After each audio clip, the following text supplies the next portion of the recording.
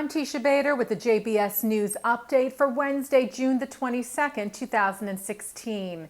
Israeli Prime Minister Benjamin Netanyahu will reportedly meet early next week with U.S. Secretary of State John Kerry in Rome.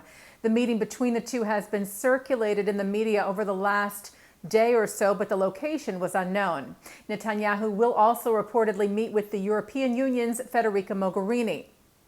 Meanwhile, Israel is trying to hold off on the release of a report by the international diplomatic body known as the Quartet to be published after that Netanyahu-Kerry meeting. The report could be released as early as tomorrow or Friday. The Quartet is made up of the United Nations, the European Union, the United States, and Russia. It is meant to oversee the Israeli-Palestinian peace process. And Israel believes that the new report will point blame at Israel for the stalled peace talks with the Palestinians. Israeli President Reuven Rivlin addressed the European Parliament in Brussels today, where he emphasized the strong bond between Israel and Brussels, noting recent terror attacks against both, as well as the strong ties between Israel and the EU.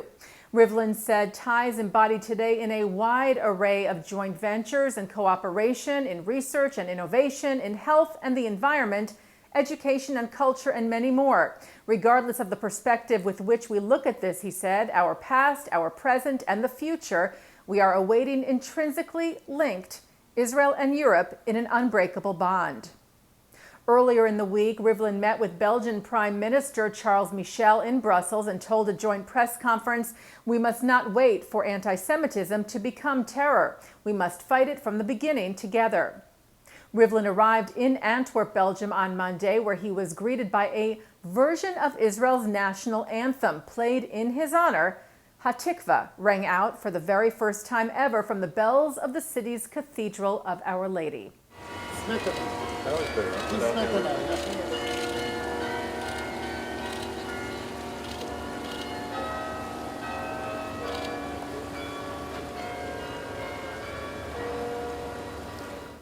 The F-35 Joint Strike Fighter jet was rolled out today. A ceremony was held to mark the occasion at the Lockheed Martin production facility in Fort Worth, Texas. Israel's Air Force will become the first in the Middle East to get the advanced fighter plane. Israeli Defense Minister Avigdor Lieberman took part in the ceremony today alongside U.S. Secretary of Defense Ash Carter. The planes are set to arrive in Israel by the end of this year.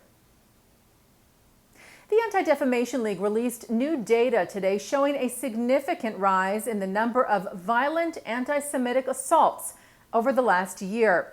The ADL's annual audit of anti-Semitic incidents recorded a total of 941 incidents in the U.S. in 2015, which is an increase of about 3% from the 912 incidents recorded in 2014. The audit also notes that anti-Semitic incidents at colleges and universities nearly doubled last year and accounted for 10% of the total incidents reported.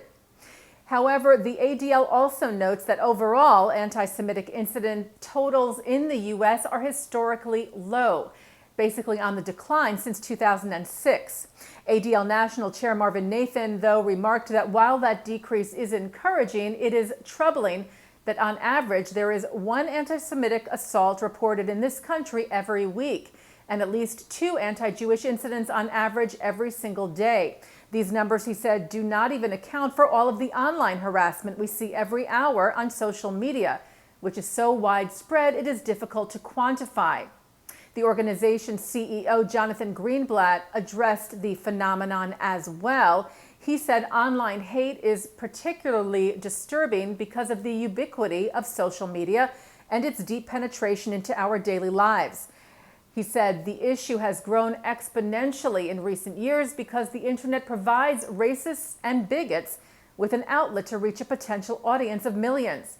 He added that the ADL plans to adapt the audit to account for such online harassment in the near future. Oscar-winning British actress Helen Mirren is in Israel this week. Dame Mirren will present the Genesis Prize to renowned violinist Yitzhak Perlman tomorrow in Jerusalem. Today, she spent time touring the historical and archaeological sites of the city of David, accompanied by Jerusalem Mayor Nir Barkat. Mirren, who is a longtime Israel supporter, said the experience of seeing the history of the Old City was an extraordinary and moving one. And taking a look now at our programming for tonight on JBS for Wednesday, June the 22nd. At 7 o'clock, the program from the Aleph Bet. At 7:30, Olga Misho talks about the BDS movement on Eye on Israel. Then at 8 tonight, the Auschwitz Jewish Center Foundation honors Dr. Ruth Westheimer's birthday with Simon Bergson, David Marwell, Bruce Ratner, Sigmund Rollout, and Jake Ehrenreich from the Museum of Jewish Heritage in New York City. And then at 9 tonight, Mark Golub sits down for a one-on-one with Dr. Ruth on L'chaim. At 10, it's part 1 of the recent Jerusalem Post conference. And coming up right after this newscast tonight at 6:30, Thinking Out Loud with Micah Halpern. And that's the JBS News Update for Wednesday, June the 22nd, 2016. I'm Teisha Bader.